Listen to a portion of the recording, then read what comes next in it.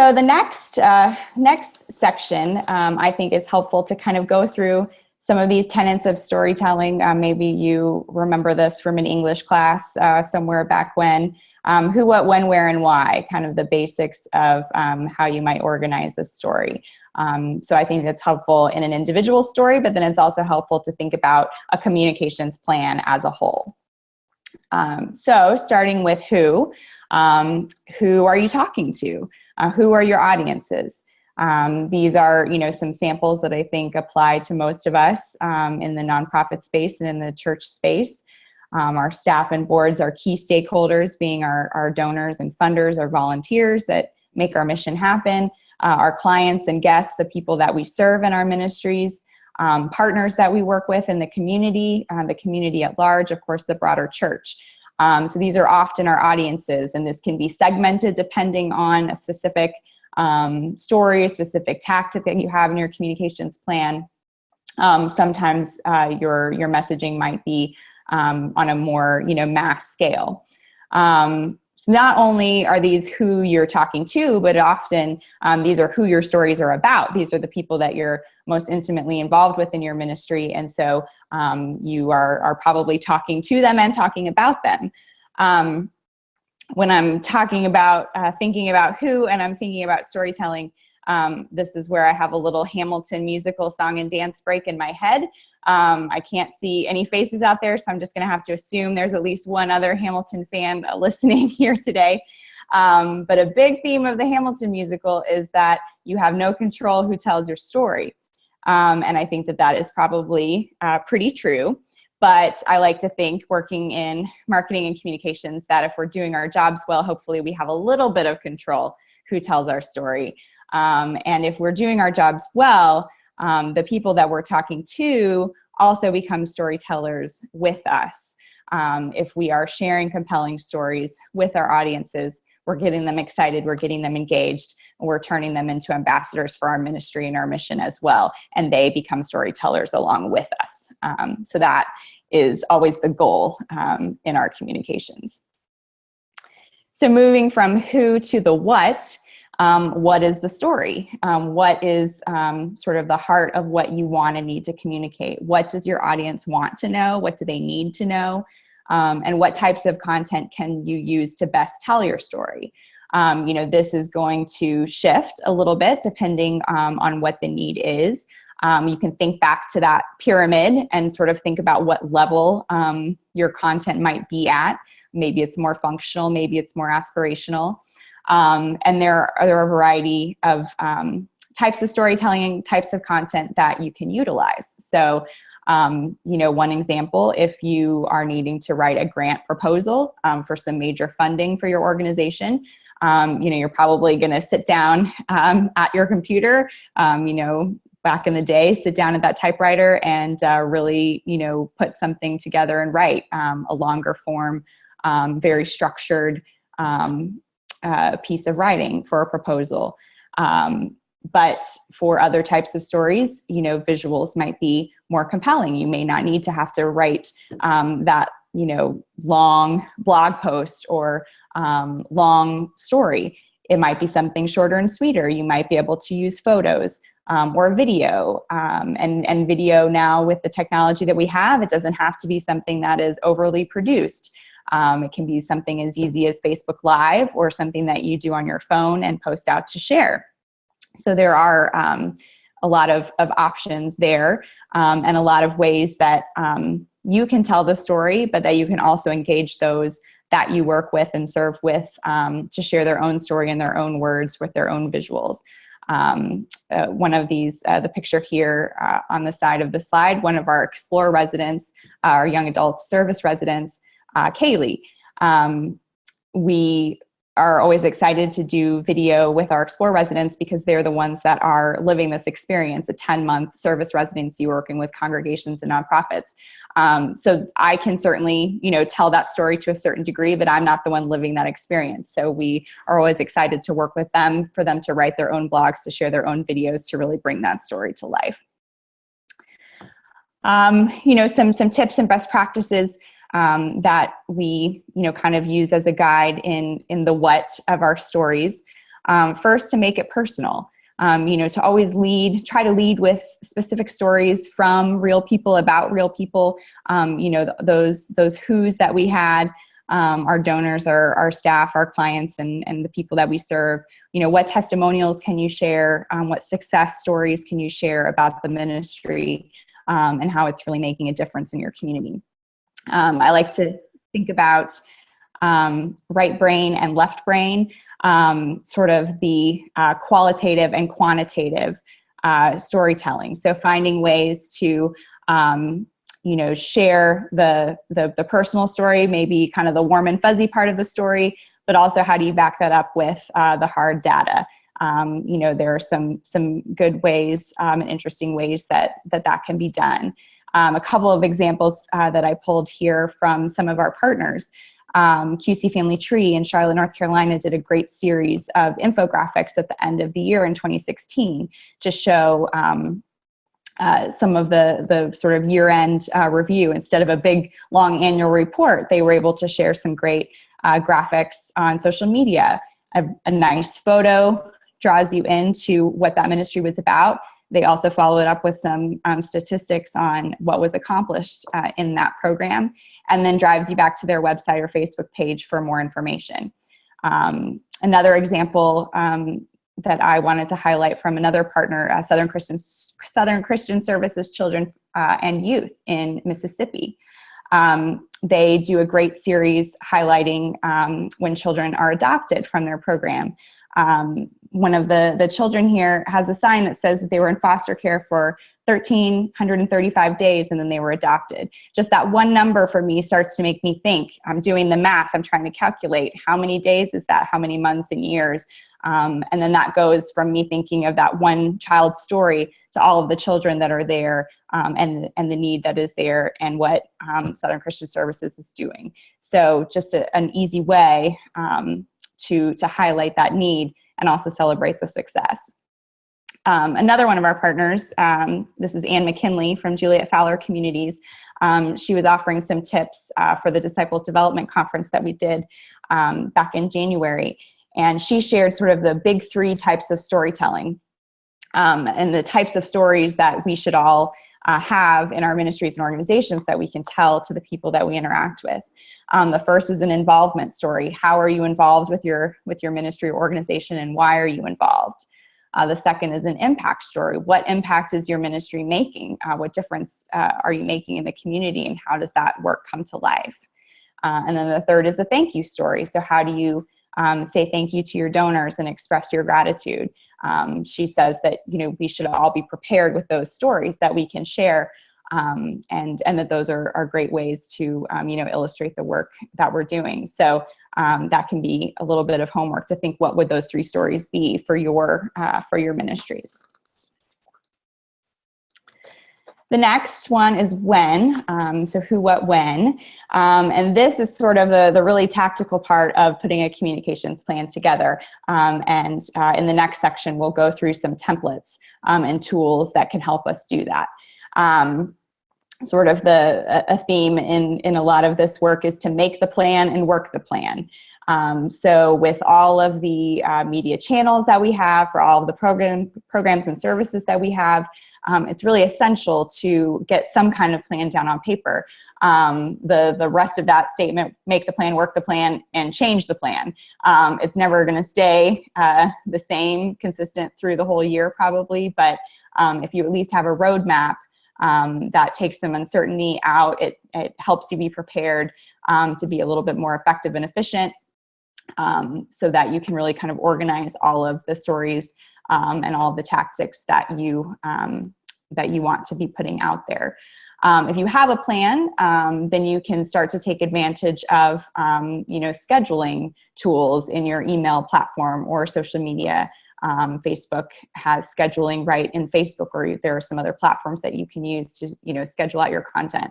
Because if you're anything like me, you sit down to social media, you think, okay, I'm going to make a post, but then it's really easy just to get sucked in on your personal content, or I'm always logging in to do one thing and then I'll log out without even doing that and have to go back in. So to have some kind of communications plan and content calendar, organized to get you started is a really big help. Different ways that you can organize it that we'll look at in some of these templates, a week by week content calendar, maybe a monthly schedule for a newsletter, for example. And then it's helpful to have a full plan outlined for the year so you can sort of see the major seasons, the major events that you have, the major milestones that you want to make sure you capture, and you can plan your communications around that. It helps you get into a routine. I think that that's the hard part when we all have such busy schedules and we know we want to take some time to do communications and we know that we need to, but the day gets away from us. So I think it's helpful to just sort of think about what routine is reasonable for you. If you can manage, a post every day on Facebook, or maybe not. So maybe you start at once a week. And go from there. For an email that you want to start or continue, decide if that's something helpful for you to schedule once a month, maybe twice a month, to find the right intervals for your particular audience. I think it's helpful for your community to know when they're going to hear from you and to kind of get into that routine with you. Or some things about the way that Facebook is always changing. And if you missed it, we had a great webinar back in November with LaShandra McCarty specifically about Facebook, setting up a Facebook page and how to manage it as an organization. So there are some really great tips and tools in there. The thing about Facebook, I think a lot of us are perhaps used to using that on a personal level, but with organization pages, that has really, kind of taken over a lot of Facebook, and they're always changing their algorithms and how things are shown. So it's kind of a cycle of, as an organization, needing to post regularly so that people see your posts, so that they will engage with them, so that they'll like them or share them. They need to do that in order to see your post come up more often. And in order to do that, you need to post more often. So it's kind of, this crazy cycle that can be hard for us to manage with everything else that we have on our plate. So taking advantage of some of the scheduling that you can do in Facebook or with other platforms like Hootsuite can be really helpful, so that, maybe you can just carve out a time once a week or once every couple of weeks to plan things out, to schedule them. And then you can kind of set it and forget it a little bit so that you can focus on the rest of your work. Another, sort of planning tip for when is to think about the types of stories that you can have that are timely, that really are relevant to a particular need, a particular event, a particular campaign, particular issue that's at hand in your community. But then also that evergreen content, stories, maybe a donor profile or a staff profile, or something that has a little bit longer of a shelf life, so that you can work on those kind of behind the scenes and have them in the queue when you maybe are at a season or a gap in your communications plan where you don't have anything specific to share, but that's something that you can fit in, or that you can have, every month in a newsletter or something like that. So, really just kind of getting into the routine is very helpful, and getting, some things down on paper or on your computer can be a helpful way to do that. And so we'll get into more of those details a little bit later. The next area to think about is where. And so, we know in this very fragmented media environment that we have, there are a lot of channels that we're exposed to that serve different audiences with some overlap. So you may have, segments within some of these channels to specifically reach certain parts of your audiences. This visual here is kind of a helpful way to think about different channels of media. The first section is paid media. So that's, the traditional advertising that we're familiar with, TV, radio, and print. These are more on a mass scale. And these are something that, most nonprofits are probably not able to take advantage of with our smaller budgets and limited resources. So we really play in the owned media space a lot of the time. That's our own website or Facebook page, our blog, maybe the content that we own and manage and share out. A little bit of crossover there, of course, with things like Facebook ads. You can boost a Facebook post or have some advertising on Facebook that feels a little bit more organic to your regular Facebook content, for example. Then the third area is earned media, and this is a really rich space that can work really hard for you. Word of mouth, Facebook comments, sort of the social part of social media, engaging with your community on Facebook and Twitter and things like that. This is when your audience is becoming your storytellers and they're becoming ambassadors for you, and that really grows organically, and that can reach further than you would ever be able to reach on your own. And so that's the when you have super fans for your ministry and organization, that is a great thing to have. Another thing when thinking about these channels and creating stories and creating content for the variety of channels, I'm always saying to repurpose as much as possible. For one reason to do this is that you may have heard statistics around, how many times we need to hear something or see something for it to really sink in. It's like 7 times to be exposed to a message before it really sinks in. So for that reason, as well as, if you're taking the time and energy and resources to create content, to write stories, to put together photos or video, don't think that you need to do that for just one channel and then that's the only place that it's going to live. If it's on your website, you can share it out via social media. If it's in your newsletter, you can post it on social media. If you have it in print, think about how you can also have it on your website and vice versa. So all of this can work together, and you can repurpose. Of course, for social media posts, you're adapting something for Facebook and then putting it into 140 characters for Twitter. So think about all the ways that you can do that. Another example of this that I see quite a bit is with an email newsletter. Oftentimes, your email platform should let you or should add a link that says view this in your browser, or view this outside of your email. And then that's a link that you can use to put your newsletter right on Facebook or Twitter.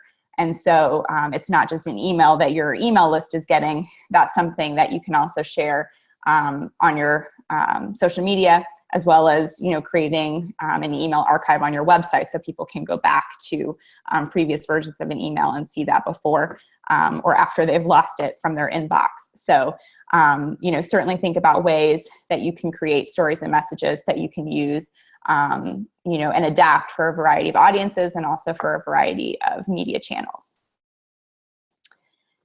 And then lastly, who, what, when, where, and why. Why, of course, is the big one. Why should we care? Why are we telling these stories, and what are people taking away from them? Think about yourself, kind of put yourself in your audience shoes. If you're reading something or seeing some messaging, what's in it for me? Why does this matter to me? And so that's always something, that we're keeping in mind with our storytelling. Of course, going back to the pyramid and the mission and vision is really being the why. That's the big why we're in this work, why we're doing what we're doing, and why we're telling these stories. But remember the small whys in each piece of your communication, that it has to connect back to your mission, needs to connect back to your vision. Everything is aligned with your values as an organization. And when all of that is working together, the why in your storytelling should be more clear. So who, what, when, where, and why is a helpful way for me to kind of organize thinking around our storytelling and communications. So I'll pause there in case we have any questions or discussion. Yes, we do have a question from Frank. This is a great question. His question is about privacy issues for social media. He asked if you need to do you recommend getting a release form for personal information, such as like pictures and pictures of individuals, programs, and events? So is it recommended to get a release form, but also is there like a standard form that you could recommend to use? Sure. I think it is often recommended to have a form, something in writing, with something we always try to do, certainly at NBA. I think there are some understandings and expectations that you can kind of hold, but you never want to make too many assumptions based on that. And so it's nice to have specific release.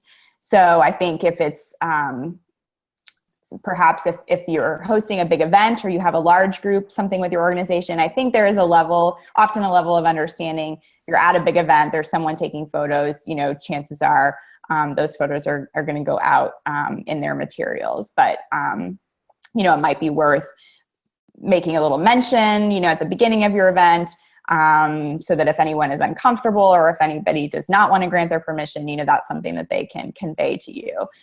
With smaller groups or, kind of your key stakeholders of staff, board members, volunteers, that can be just sort of a standard process that you have someone sign and fill out that form, and then it's on file so that you feel pretty comfortable using that. We have a template form that we use that I think we could probably share, or there's probably just by Googling you can find some good best practices of how to put a release form together.